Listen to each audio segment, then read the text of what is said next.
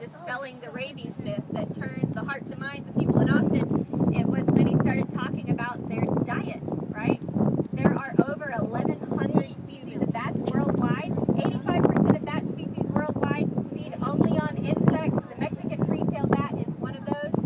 It is an insectivore species, and it feeds predominantly on flying insects, which in this area of Texas means mosquitoes and moths. And everybody goes, oh, they eat mosquitoes? Okay, they can say, yeah, that sounds good, that sounds good. We love that. So, yeah. So that's really what changed the minds of everybody here in Austin. The colony, the original 750,000 that show up to Congress Avenue Bridge in the early spring are all female. A lot of people don't know that. And they are all pregnant. This is actually a birthing colony. So it will double in size through the course of the bat season. So by the end of July, we will have an estimated 1.5 million Mexican free-tailed bats leaving this bridge. Now, each mother has one baby, right?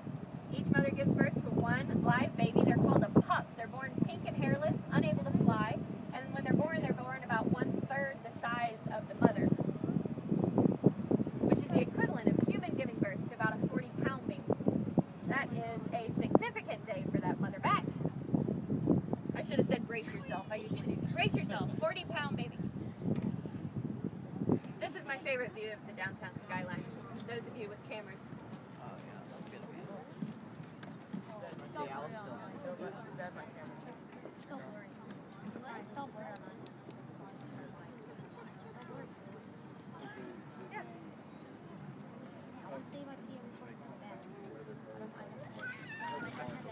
The question is, do the pups come back to where they're born?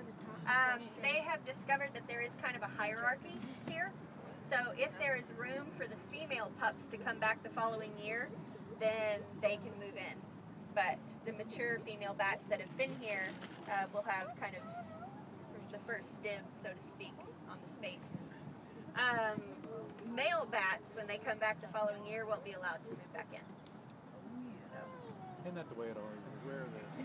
Where are those male bats? They're as far.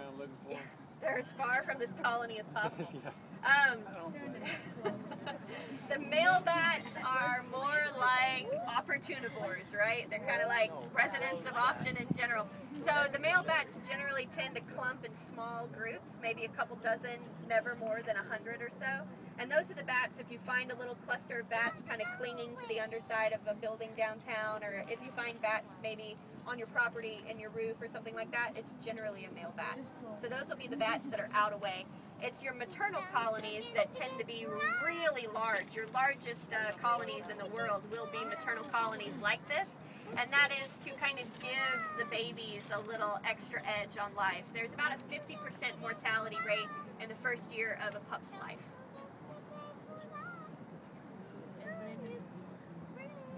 Now when the pups are born, the mothers don't really get the day off, although they really should, and get a medal after that. Anyway, so what the mothers do is they spend about the first hour or so kind of cuddling with their pup.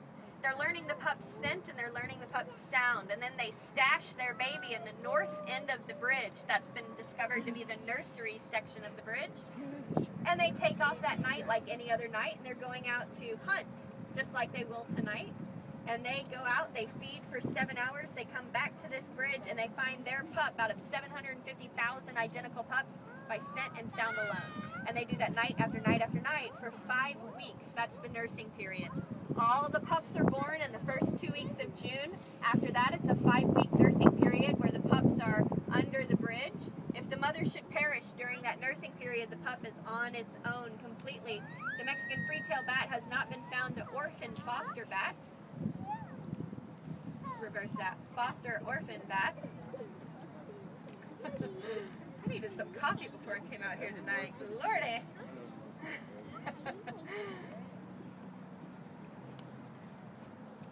Actually, one of the only bat species worldwide that has been found to consistently foster orphaned bats is the very scary vampire bat of Latin America.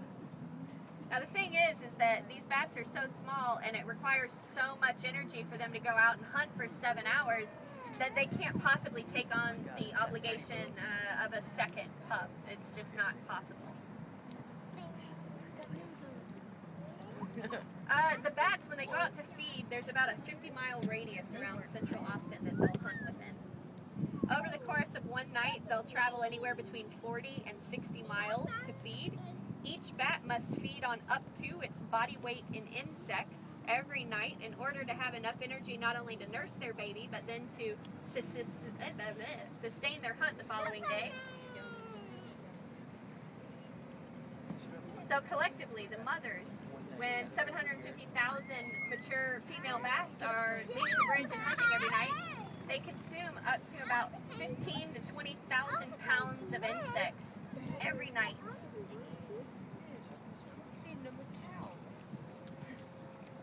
When the babies start flying with the mothers in late July at the end of the nursing period, this colony will collectively consume up to 30,000 pounds of insects every single night. So the #1 ecological benefit of this colony of bats unquestionably is pest control.